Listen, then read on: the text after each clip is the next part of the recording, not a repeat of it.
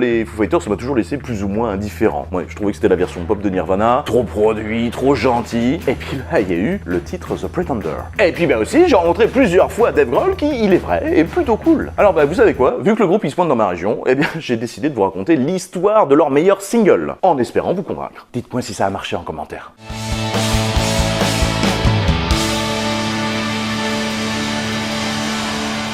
Les Foo Fighters, c'est donc un groupe de hard rock de Seattle, monté avec deux membres de Nirvana. Le batteur David Chaussure, qui est ici chanteur et guitariste, mais aussi Pat Smear, ancien gratteux de The Germs, un groupe qui a beaucoup influencé les Red Hot.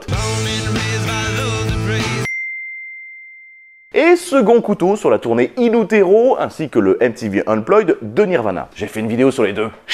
C'est la mort de Cobain qui a empêché son intégration officielle. Il n'empêche que l'on peut raisonnablement dire que quand vous voyez Foo Fighters sur scène, eh bien vous voyez la moitié de Nirvana. Allez, quelques fun facts. Le groupe impose une amende de $100 pour toute faute d'orthographe ou de frappe sur leur merch. Eh oui. Alors plus chelou, le groupe a soutenu en 2000 une asso complotiste, remettant en cause le consensus autour du sida. Allez checker sur le web, c'est un peu chaud. Pendant longtemps, Dave Grohl a utilisé un de ses Grammy pour bloquer la porte de sa pioche. Oui bon, le disque d'or comme Subok, Leurs riders, vous savez, la liste d'exigences des artistes avant un concert. Eh bien, leurs riders sont souvent drôles. Moi, j'ai souvenir à Rock en scène, en 2011, qu'ils avaient demandé de la soupe végé. Tu sais pourquoi? Eh bien, parce que celle à la viande fait péter. Ok.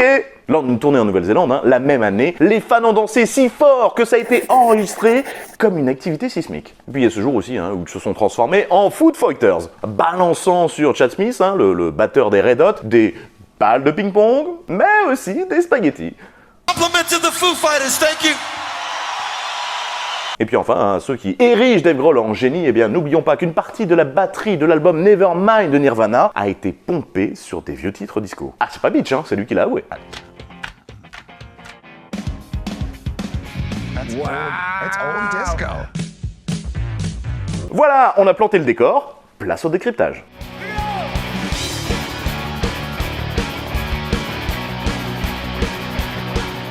C'est la chanson du groupe la plus jouée en live, généralement en fin de concert. Une chanson sur l'amour véritable.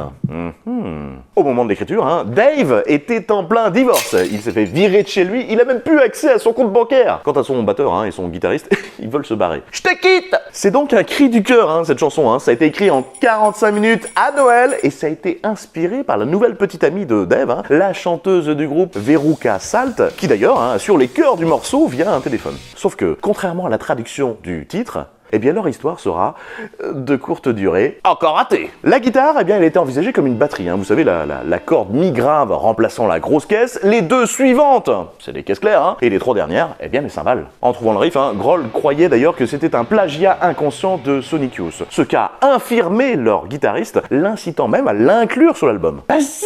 Enfin, à la fin du morceau, il y a une partie chuchotée. Eh bien c'est l'histoire d'enfance de l'un des ingés sont punis pour avoir perturbé le sommeil de son père. Et le clip, lui, il a été réalisé par Michel Gondry. C'est beau? C'est français.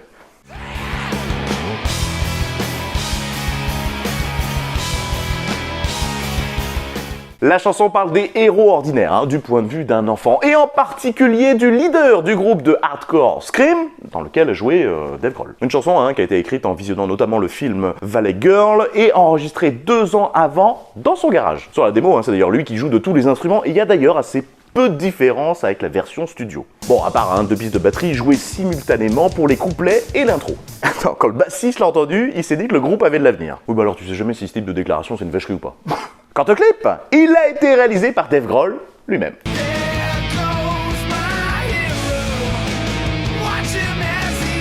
Dave Grohl lui-même. Dave Grohl lui-même. Dave Grohl lui-même.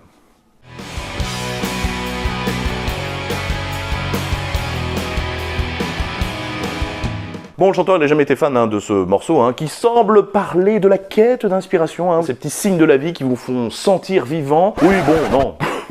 Ça parle surtout de son envie d'être pilote, pour pas aller chercher loin. Au début du clip, on entend une version de Everlong, façon électro chelou. Eh bien, le plus drôle, c'est que personne n'a conservé la copie de cette reprise qui est définitivement perdue, donc. Est-ce grave? Dans ce clip, réalisé d'ailleurs par le bassiste original de Lemonheads, on aperçoit Tenacious D. 2 ans plus tard, ce sera au tour du groupe de Jack Black d'inviter Grohl dans leur premier clip, Tribute, pour jouer le diable. Enfin, c'est ce morceau qui a été joué par plus de 1000 musiciens dans une ville italienne en 2015 pour inciter les Foo Fighters à s'y produire. Défi relevé par le groupe. Oui alors, l'année suivante, l'initiative a même donné naissance à l'événement Rock in Mill à Can't Get No.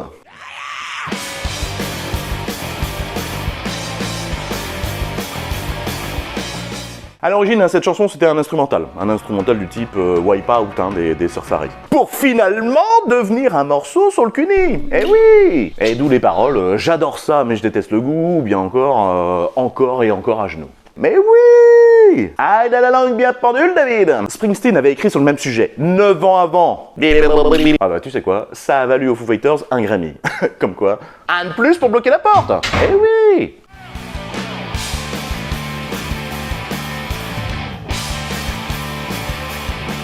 Contrairement donc à Learn to Fly, selon Grohl, c'est l'une des meilleures chansons qu'il ait écrites. Et pour faire vite, ça ressemble un peu à l'histoire de With or Without You, voire One de U2. Dave Grohl s'interroge dans la chanson sur l'avenir du groupe, l'enregistrement de l'album ayant été assez horrible. Oui, enfin c'est surtout une leçon sur ce que nous pouvons faire des crises. Une chanson utilisée par Bush contre l'avis du groupe, évidemment, qui par vengeance l'a joué pour John Kerry, puis pour Joe Biden. Le plus drôle, c'est que Grohl souhaitait que ce titre soit produit par l'ancien bassiste des Queens of the Stone Age, Nick Oliveri. Sauf qu'il s'est trompé. Il s'est trompé de numéro, il a appelé un autre Nick. Nick Raskadadele, un des ingé-sons du studio Sound City. Alors Dave, il a jamais osé l'avouer. Le faux Nick, du coup, il s'en est chargé. Enfin après, le faux Nick, c'est pas non plus un manchot. Quelques années plus tard, il bossera pour Alice in Chains, Evanescence, Korn, ou voire Halestorm.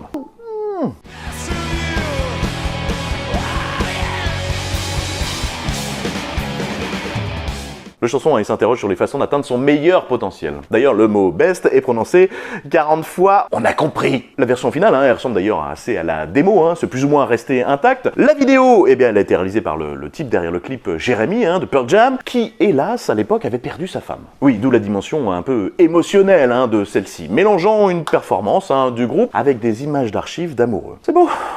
Un titre qui a été repris par Prince lors de la mi-temps du Super Bowl en 2007, les Foo Fighters ayant repris son morceau Darling Nikki 4 ans avant. Voilà, Darling Nikki qui a hélas inspiré à la femme de l'ancien vice-président américain Al Gore la création du macaron Parental Advisory sur les disques. Comme quoi du cuni et la masturbation finie, il n'y avait qu'un doigt. Il y avait qu'un pas.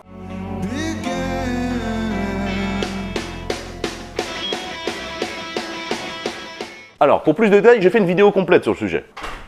Ce morceau, donc, il a été écrit en une journée et il est bizarrement inspiré par Chuck Berry. Retenez surtout qu'au-delà d'un clip un peu fou, avec des CRS, etc., les paroles évoquent les troubles politiques provoqués par les fausses promesses. Thème, hélas, d'actualité.